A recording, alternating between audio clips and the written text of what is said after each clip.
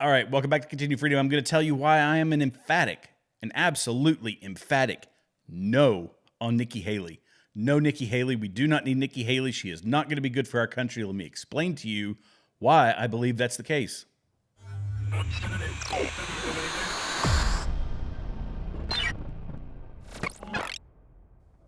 Okay, welcome back to Continue Freedom. If this is your first time here, welcome. Give me a like, give me a subscribe. Be sure to follow me on Rumble, Locals, YouTube, and X. Those are my platforms. Okay, let's go for this. Two memes. I gotta bring it up because I love the Babylon Bee. There are a few social media accounts that I love more than the Babylon Bee, but Vivek Ramaswamy, this is talking about the debates, emerges as front runner of people who are never going to be president, and then Nikki Haley stumped when debate moderator asked her to list some countries she wouldn't invade. Okay, Nikki Haley. People, you can listen to Fox News, you can listen to CNN, MSNBC, ABC, CBS. People say that Nikki Haley won the debate. There's tons of people out there pumping Nikki Haley. Why? Why? What is the obsession with Nikki Haley? Was Nikki Haley a good ambassador for the U.S.? UN ambassador? I think that's what her job was. You could argue that she did some things decently. But Nikki Haley is a war hawk, and she put that on full display during the debates. If you didn't watch the debates, you're not alone. There's a lot of people that didn't watch the debates. Vivek Ramaswamy made a great point where he said it should have been Tucker Carlson, Joe Rogan, and Elon Musk moderating the debate, and they would have had 10 times the viewership. We would have been able to ask questions that people actually care about. But no, why do they keep going on with this charade? Why does the RNC, knowing that Donald Trump is the front runner, he is miles ahead, in fact, is passing up Joe Biden, because the RNC is fighting for legitimacy. The RNC is trying hard to stay legitimate, to stay, necessary, and they aren't. They aren't necessary right now. And there's countless congressmen and women who have gotten tons of money from them because they're getting 600 million, 700 million flowing through the RNC. That's money that they can dole out for campaign ads and all kinds of other things to help people win their elections. But the Republican Party is dying. The reason that people vote now for Donald Trump and why his support is increasing is because he's not inside of this silly establishment, this wretched, broken, diseased establishment that we have. And there's people like Lindsey Graham, on the Senate side of things, and you could count a boatload of senators over there. They are strictly, political party people. They are Republican Party people. And they have their loyalties to the party before they have their loyalties to the people. And how did the RNC get all this money? How do these politicians get money? Well, they get it from defense contractors. It's a huge part of it. That's why we have so many war hawks inside of the Republican Party. And we still have war hawks inside the Democrat Party as well. But Nikki Haley is that war hawk. And she spent the entire night, anytime it came to talking about foreign policy, it was about the unholy alliance between, Iran and Russia and China. And it was Iran. Everybody. She would bomb and destroy la-di-da-di everybody. And here's the problem. The American people, myself included, do not have the stomach for more war. We don't have the stomach. We've been in war for 25 years. We've given hundreds of billions of dollars to defense contractors. Raytheon, General Dynamics, Boeing, Lockheed, all of these people have gotten millions and millions, billions and billions of dollars. We have enriched them for 25 years. They're going to need to find another way to make a living, or they're going to have to stop spending money so flagrantly as they are now, because the American people do not have the stomach for war. And Nikki Haley she toes that line relentlessly. Let's bomb Iran. Bomb Iran? Seriously? That's what you think that's the way that the American people want to go, is to bomb Iran. You want to get into another war in a Middle Eastern country. And let me ask you this. If you think, okay, yeah, we need to bomb the Ayatollah, bomb Iran. Let's go in there. We got to go in there and kick some butt. We got to take it to them, take the fight to them. Your grandkids are going to be the ones fighting that. Believe you me, if we get wrapped up in another conflict with another Middle Eastern country, it's going to be another 20 years. We will be in perpetual war with only this brief little break. And even now, we're still in war. We're getting attacked in Syria, which most people didn't even know we had bases in Syria.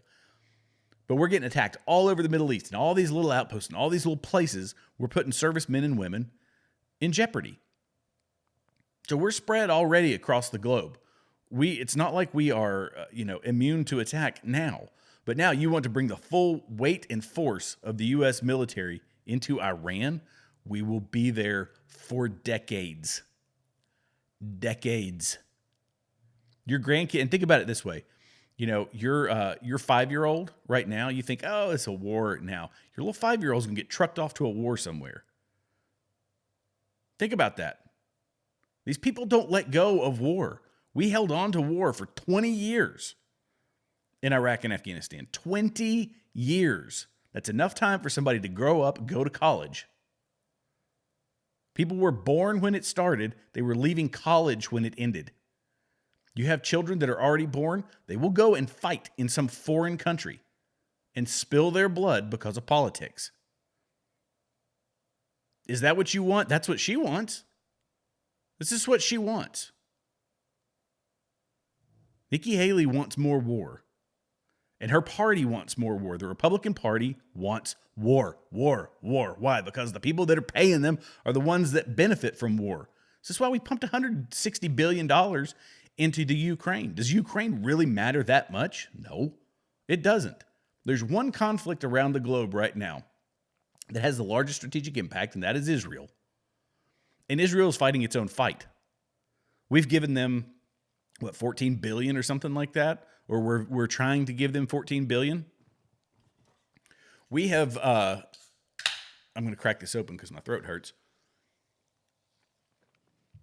We've already pumped billions of dollars into Israel as it is. We're the one that's helping them fund their Iron Dome, where we're selling it to them.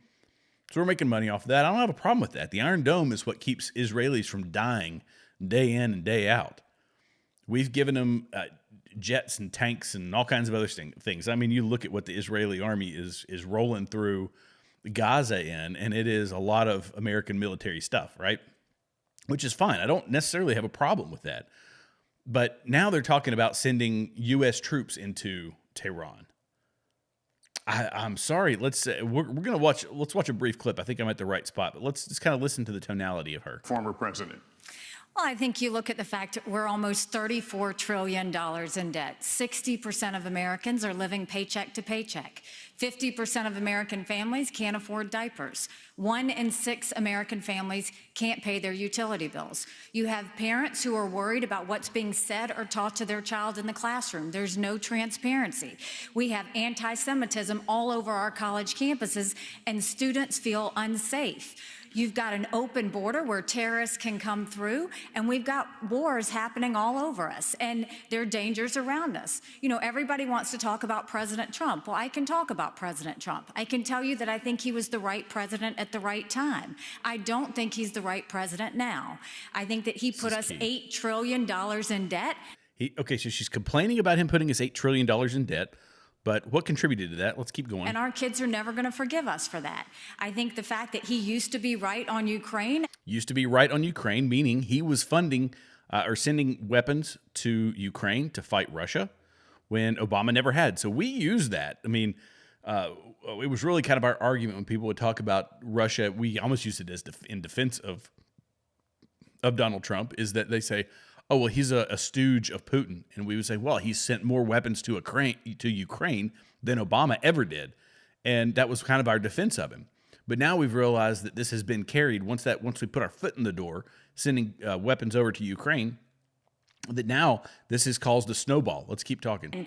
And foreign issues, now he's getting weak in the knees and trying to be friendly again. He's getting weak in the knees and trying to be friendly, meaning he's trying to keep us out of war. She considers that a sign of weakness. She wants to take us into war.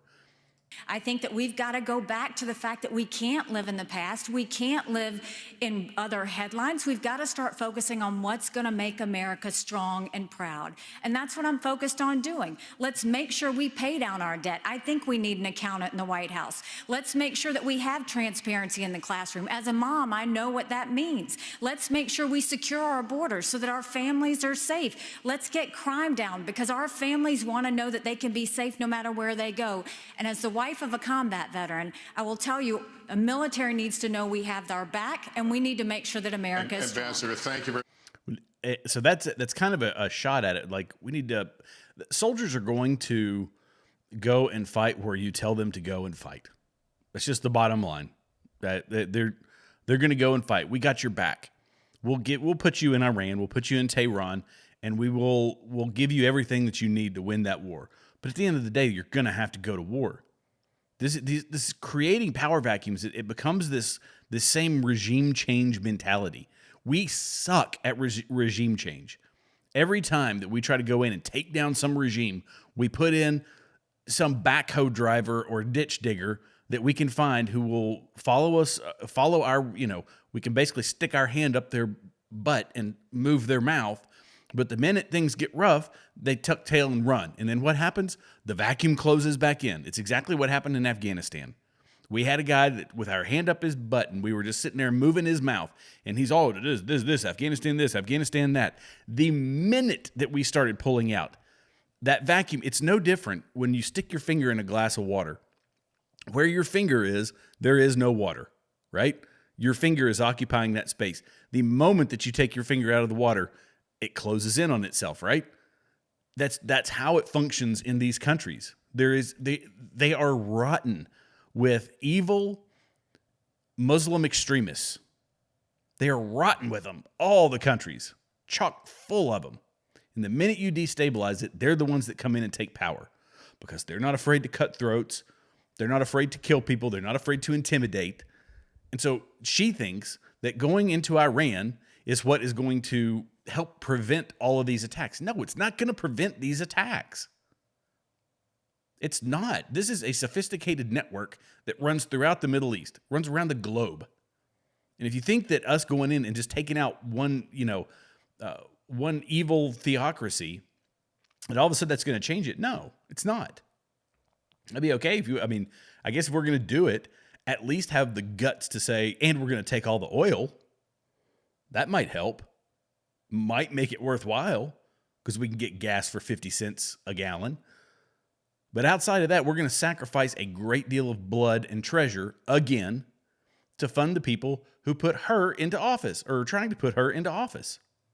I'm not down with it. I'm absolutely not down with it. I'm over it is what I am. Now, you can say that Vivek, he did a pretty good job here. I'm going to skip forward and we'll listen to him. He pivots. So Vivek is he's an interesting cat because when they ask him some questions, and I actually heard him recently on a podcast, he sidesteps. He doesn't want to get involved. He doesn't want to get involved in war. He knows people don't have the stomach for war. So at least he's not an idiot. In fact, I think he's very bright. But he knows that we don't have the stomach for another conflict. So he says, they specifically reference Israel. And he says, I'll let Bibi empower him to do what he wants to do. And let him crush the people on his southern border. And I'm going to crush the people on our southern border. But I'll let you listen to him say it because obviously he's going to do a much better job than me. Let me just caution the audience. Let's not go down this road. We've asked you to please keep restraining yourselves and would be helpful so we can hear the candidates because these are important issues and the voters want and need to hear them. Mr. Ramaswamy, let me turn to you. Please make your case. Why should you be the nominee and not the former president? I think there's something deeper going on in the Republican Party here, and I am upset about what happened last night. We've become a party of losers. This is the point. I went to the wrong one, but this is the point where he says it's not specifically about going to war, but here, let's listen to it. It's pretty good. The end of the day is a cancer in the Republican establishment. Let's speak the truth. Since Ronna McDaniel took over as chairwoman of the RNC in 2017, we have lost 2018, 2020, 2022, no red wave that never came. We got trounced last night in 2023. And I think that we have to have accountability in our party. For that matter, Ron, if you want to come on stage tonight, you want to look the GOP voters in the eye and tell them you resign, I will yield my time to you. And who he's talking about is he's talking about the head of the RNC. She's Mitt Romney's niece. That is how she got the job. She's Mitt Romney's niece, not qualified for the job, doing a terrible job. And he's saying, hey, this is because of you that, we're in this situation. This is the reason that, this cancer that's inside of the Republican Party, he blames people like her, and she's obviously a big-time establishment person. And yeah, that's part of the problem, is they aren't bringing in the youth. They aren't doing things that could help, modernize the Republican Party to make it more palatable. They just keep saying the same old thing over and over and over and over and over again. And she's terrible at her job. So he's putting her on blast, which was pretty smart. Let's keep going here. Frankly, look, the people there cheering for losing in the Republican Party. Think about who's moderating this debate. This should be Tucker Carlson, Joe Rogan, and Elon Musk. We'd have 10 times the viewership, asking questions that GOP primary voters actually care about and bringing more people into our party. You think the Democrats, and we've got Kristen Welker here, do you think the Democrats would actually hire Greg Gutfeld to host a Democratic debate? They wouldn't do it. And so the fact of the matter is, Kristen, I'm going to use this time because this is actually about you in the media and the corrupt media establishment. Ask you, the Trump-Russia collusion hoax that you pushed on this network for years, was that real, or was that Hillary Clinton made up disinformation? Answer the question. Go. Mr. Roberts. Sorry. This is how... she looks, you'll see it as they kind of pan over, and she looks so uncomfortable because this lady, she ran hard with the Russia stuff, with the whole dossier. And it's pretty fascinating, that this is the person they elected to have run the debate stage. But they're having NBC do this. I mean, come on. Seriously, you think that is what's going to bring in the young vote? You think that's what's going to modernize this party, is to have more, mainstream media people running debates? We could really get a stranglehold on modern politics if we would modernize the party. And Vivek Ramaswamy recognizes that, so kudos to him. But that wasn't the part that I actually wanted to play. I'm going to skip forward to right here. This was at 52:57 here. Let's see. So it was about an hour into it. And this was after, Tim Scott was there, but I'll be honest, he was very easy to forget. I want to go back to talking about Nikki Haley. Let's go here. Deeds, we acted, and we saved lives. Thank you. Ambassador Haley, what would you do? What would you be urging Prime Minister Benjamin Netanyahu to do? Would you consider humanitarian pause, for example? The first thing I said to him when it happened was, I said, finish them. Finish them. And the reason is, I worked on this every day when I was at the United Nations. And we have to remember that they have to, 1, eliminate Hamas, 2, support Israel with whatever they need whenever they need it, and 3, make sure we bring our hostages home. We need to be very clear-eyed to know there would be no Hamas without Iran. There would be no Hezbollah without Iran. There would not be the Houthis without Iran. And there wouldn't be the Iranian militias in Syria and Iraq that are trying to hit our military men and women if it hadn't been for Iran. And who is funding Iran right now? China is buying oil from Iran. Russia is getting drones and missiles from Iran. And there is an unholy alliance. We need to be clear-eyed. The last thing we need to do is to tell Israel what to do. The only thing we should be doing is supporting them and eliminating Hamas. It is not that Israel needs America. America needs Israel. They are the tip of the spear when it comes to this Islamic terrorism, and we need to make sure that we have their backs in that process. All right. Thank you. Mr. Ramaswamy. Which is fine, but got it. Yes, we do have to support Israel. But she's taking it back to Iran. How about we handle the problem that Israel has? And Iran has been funding, we fought, Iran was funding everybody, la-di-da-di everybody in Iraq, right? They were pumping munitions and money and all kinds of stuff into our fight. And so they helped us bleed the blood and treasure that we bled when we were in that conflict. And to say that, her argument is, if you take off the head of the snake, right? That's kind of her thing. But the difficulty with all of these extremist organizations is there's always another head. It's cutting off one head of a 10-headed snake. So we will be in perpetual conflict fighting these people when we could crush them economically. This is the problem. We are spending so much of our time, so much of our blood and treasure, in my opinion, fighting these wars when we could be building our economic base. We could be building our manufacturing base. We could be doing all of these things to outgrow China while we're still free. China is not. China is still a regulated economy. We could be doing things to build our economic base and leverage, that to put pressure on these foreign countries to be oil independent, energy independent inside of the U.S. These are the things that we could be focusing on. But she's one of the people that believes that we can do this by fighting wars, that somehow killing our competition is going to help us, when all it does is it put us in another insurgency that's going to bleed us for 20 years and does nothing to actually help us.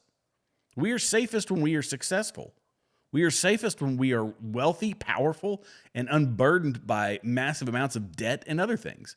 That's when we're the most successful. Not when we go and fight wars and we're stretching our supply lines and stretching our military and leaving the homeland undefended.